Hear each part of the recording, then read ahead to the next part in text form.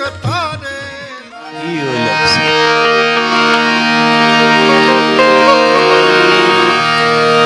દાન દેવું જરૂરી છે. દ્રવ્ય વ્રથા કછુ દાન દિયે બિન, દાન વ્રથા સત પાત્ર ન દીના. જો હારે ઠેકાણે ન દીધું હોય તો દાન નકામું જાય. ટાણે સમયે ઠેકાણે. હમણાં ચોમાહું આવશે એટલે નળિયાવાળા મકાન હોય ને જોજો ઉપરથી વરસાદમાંથી પાણી પડતું હોય બરોબર જ્યાં નેવા ચૂયા હોય ત્યાં નાના નાના ખાડા પડી ગયા હોય.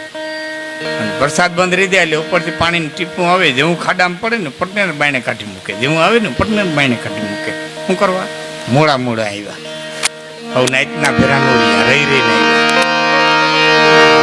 સમયે બધા ફેરું રહેવું છે અને એ ઉગે. ટાણે થાય નાણે ન થાય. સુંદર વાત મારા ચંદ્રેશે બહુ સારી વાત કરી. માનુભાઈ આયરની વર્ષો સુધી વિભૂદાનભાઈ વાત કરે છે. અને સમજદારી કેવી હોય એની જે લોકવાર્તા, હું લોકવાર્તાનો હિમાયતી ખરો. લોકવાર્તા હું હિમાયતી પહેલેથી જ. મને લોકવાર્તા ગમે. એનું કારણ છે કે અવતારી જે વાતું છે ને અવતારોની, એ તો એક તાકાત લઈને આવ્યા હતા, એક કામ કરવા હાટું થઈને આવ્યા હતા ને એ કામ કરીને બી આવી ગયા. એ થાંભલો ફાઈટો ને હિરણ્યકશિપુ મારીને દે રવાના. એ રામ આવ્યા હતા, એ રાવણનું પૂરું કરીને દે રવાના. પણ લોક વાર્તાના જે પાત્રો છે ને એના જીવનની માલિક પર આવી ઓચિંતાની ઘટેલી આ ઘટનાઓ છે. નિશ્ચિત નહોતી, ઓચિંતાની ઘટેલી ઘટનાઓ છે. અને એ કોઈ અવતારી નહોતા, એ તમારે મારી વચ્ચેથી આવ્યા છે, ઝૂંપડામાંથી આવ્યા છે અને મહાન કાર્ય કરી ગયા છે. નાના માણસોએ કરેલી આ બધી મોટી ઘટનાઓ છે. એટલે લોકવાર્તાનો હિમાયતી મને એમ હતું કે લોકવાર્તાઓ જળવા છે કે નહીં જળવાય, પણ ચંદ્રે જેવા ઊંચા કલાકાર જો લોકવાર્તાઓનું મહત્વ દે તો લોકવાર્તાઓ હતી આપણી. હા, એ માના ધાવણ જેવી છે. લોકવાર્તા નથી, માના ધાવણ જેવી છે. આવતી પેઢીને ઉગતી પેઢીને ખ્યાલ આવે આપણે અસ્મિતા. વાર્તાઓ મહત્વની, દુઆઓ મહત્વની, ગીતો મહત્વની, લોકગીતો મહત્વની. મેઘાણીને કોઈ પૂછેલું કે ગીતમાં લોકગીતમાં શું ફેર, ગીતમાં અને લોકગીતમાં શું ફેર? એટલે મેઘાણીએ કીધું તું કે ઘરને આંગણે છોડો વાવી એને ખાતર દઈ, પાણી દઈ, પાણી આપ્યા પછી એ છોડવાની માલિકો ફૂલ આવે એને ગીત કહેવાય. અને અડબાવ જંગલની માલિકો એની મેળે ફોરતું હોય ને એને મેળે ફોરમ દેતું હોય એને લોકગીત કહેવાય. લોકગીતનો કોઈ રચયિતા ન હોય, એમાં નામાતરણ ન હોય. લોકોના કંઠે ઉતરતો ઉતરતો બેનું દીકરીઓ જે કંઠોપકંઠ લઈ આવી લોકગીત. ઘટનાઓ બહુ મહાન હોય. એક જનેતા છેલ્લા શ્વાસ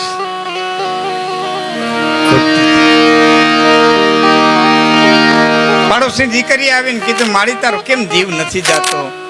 કે મારા બાળકમાં મારો જીવ વેડ્યો છે. 3 વર્ષનો દીકરો આટા મારતો હતો, આ બાળકમાં મારો જીવ વેડ્યો છે. હવે દીકરીએ કીધું મુંદ્યામાં માં તારા જીવને ગતિ કરી, એને હું ભાઈ કરીને મારે ઘેરે લઈ જાય. કે દીકરી વાત સાચી, પણ તું કાલે સવારે હારે વહી જાય, ન્યા થોડો ભેરો લઈ જાય ને ભેરો લઈ જાય તો કદાચ ન્યા થોડો હારી અમને ગમે.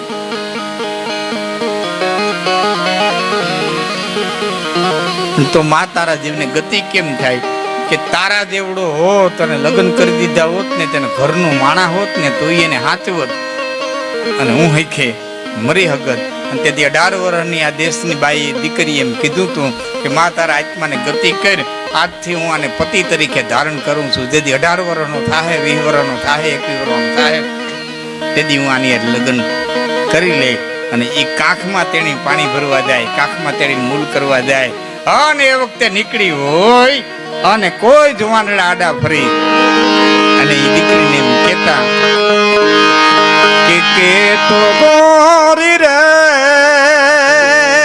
તને ચિતલાની ચૂંદડી મગાવી દઉં. તેથી દીકરી જવાબ દેતી કે ચૂંદડી નો ઓરનાર રે કાનો રમે છે મારી કેળમાં નટવર કાનો રે કાનો રમે છે મારી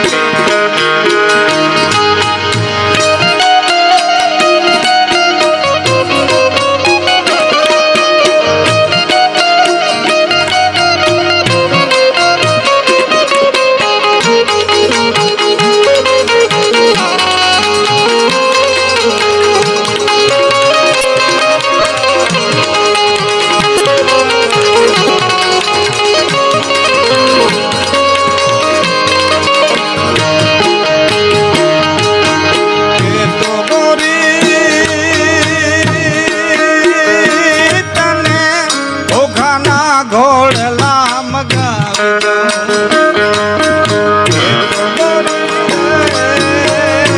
તમે ઘોઘાના ઘોડલા ઘોડલાનો એ ઘોડલાનો રનાર રે કાનો રમે છે મારી ઘોડલિયાનો રનાર રે કાનો રમે છે મારી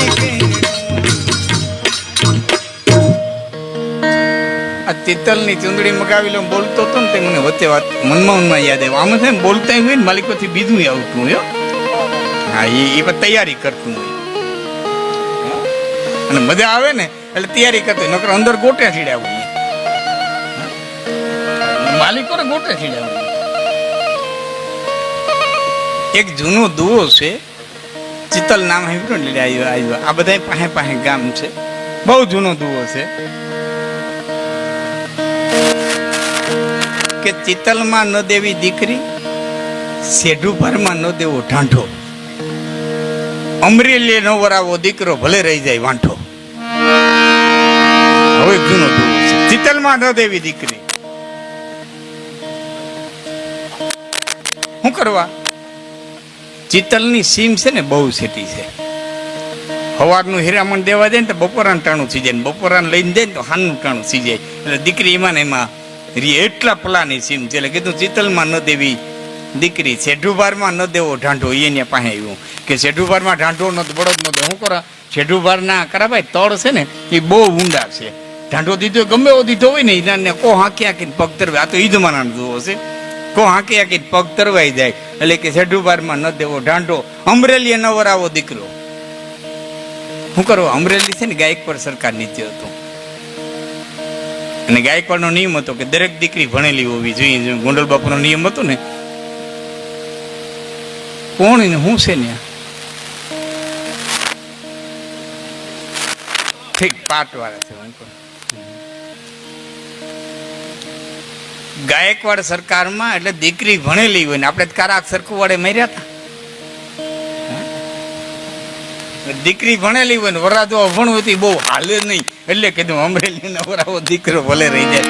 મારો કહેવાનો અર્થ છે કે કાંઈ પણ ગીત લોકગીત બન્યા હોય એની પાછળ કાંઈક ને કાંઈક તથ્ય પડ્યું હોય એમને ન રચાણું કાંઈક એની માલિકો પડ્યું હોય. ખેડૂત દીકરી સેટે ખડ વાટે ખામી વાડની માલિકો ખાંચો ઢૂંવો બરોબર દીકરીનું ધ્યાન પડ્યું. મોરલાએ હરપને પકડ્યો આમ જેથી મોરલાએ હરપને પકડ્યો અને પેલો વરસાદ આકાશની માલિકો ગાજો સારંગે સારંગ ગ્રહ્યો કે સારંગ વીઠો થાય કે દલકો સારંગ જોઉં દઉં તો મુખકો સારંગ જાય. સારંગ એટલે હરપ, સારંગ એટલે મેઘ, સારંગ એટલે મોર, સારંગ એટલે વરસાદ, સારંગ એટલે રાગ. કઈ સારંગ રાખે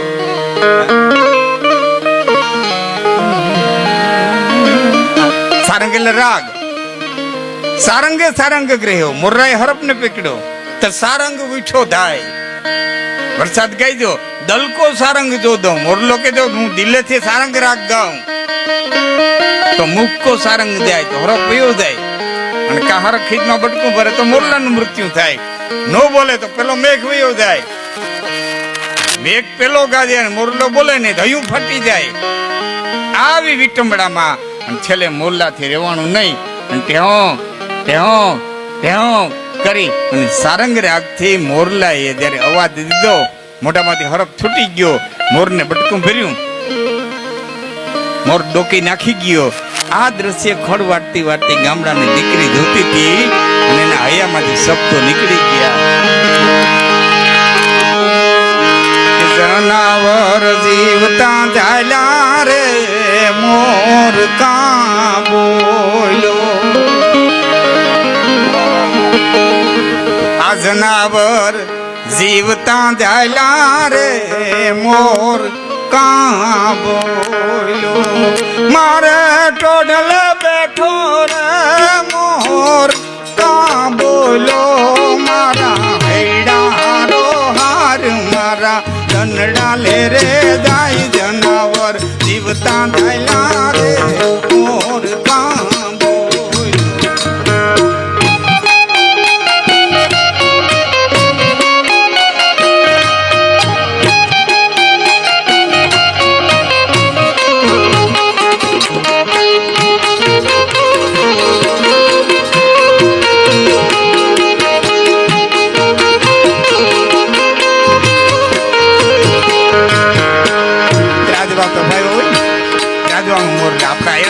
દીકરીને ખબર હોય એ મારે હૈડે બેઠો રે મોર કા બોલ્યો.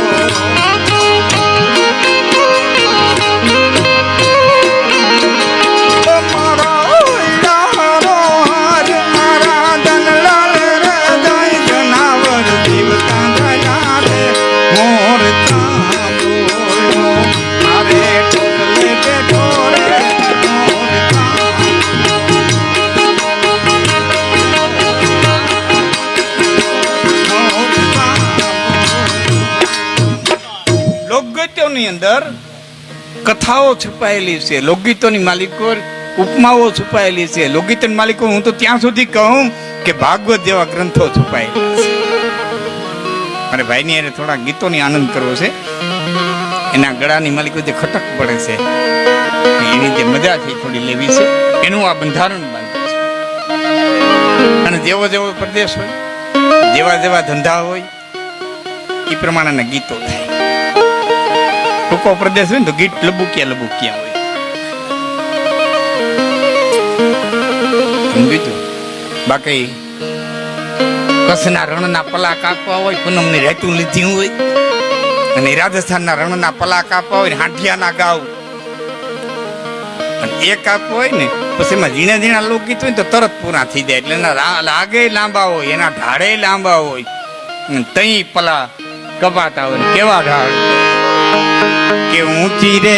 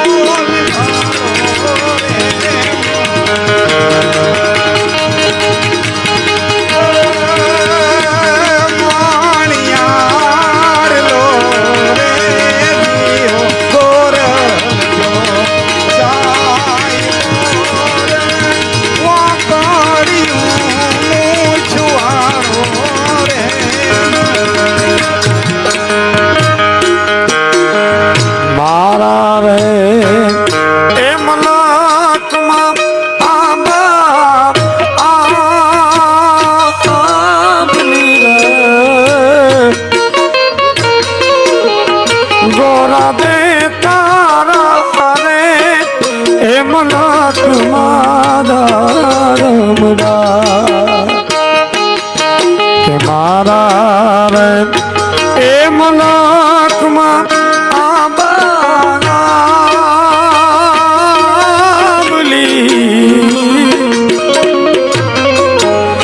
ગોરા દે તારા રે એમ લાખમાં દાડમડા મળિયારડો રે જીઓ ગોરલ જો સાઈબો એ વાટલડી એ મુછાળો રે મળિયારડો રે જીઓ ગોરલ જો સાઈબો એ વાટલડી મુછાળો રે મળિયા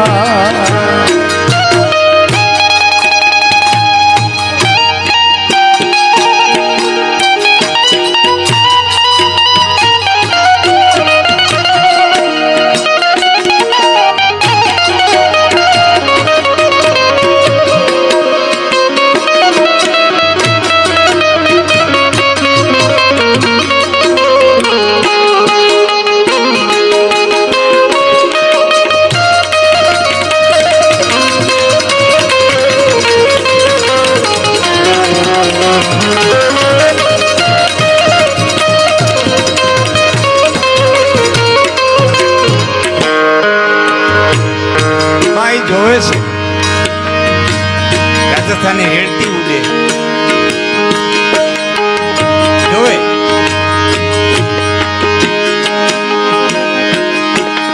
આંખો આવે સિંધનો સોમરો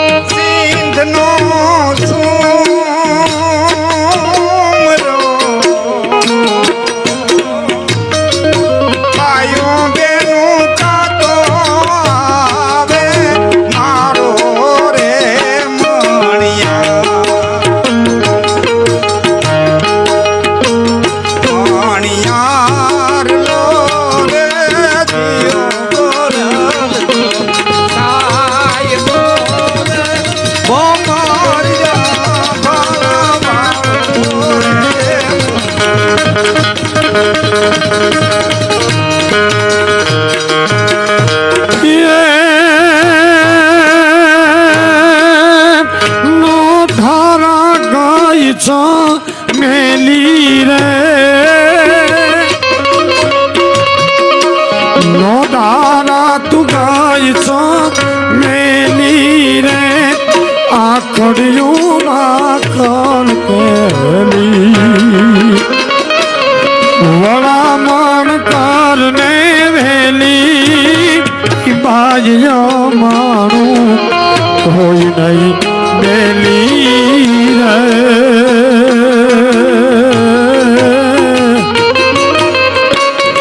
નાગલ કેમ ગાય છો મેલી રે નાગલ કેમ ગાય છો મેલી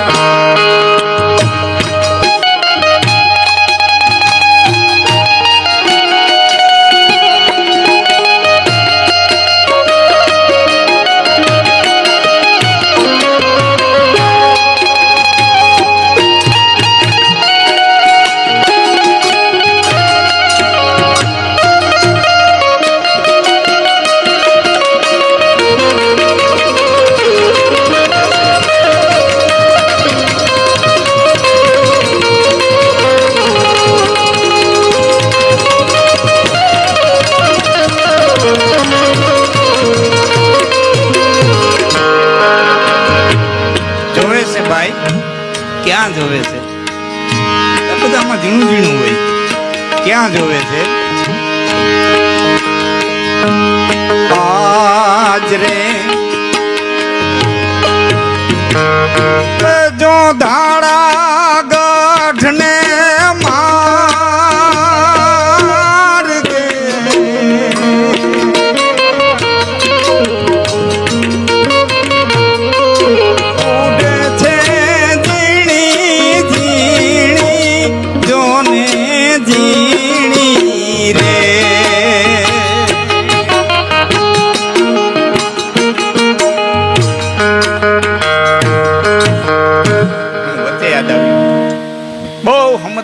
રહ્યો છે એનો અર્થ નથી કરતો.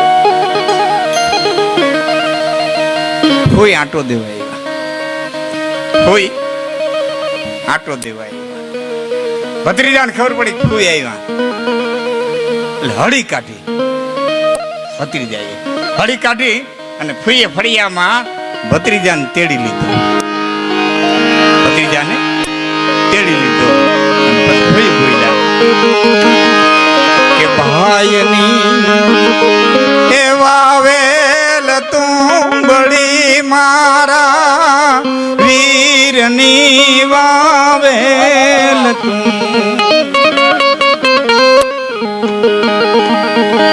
ભાઈની વાવેલ તું બળી મારા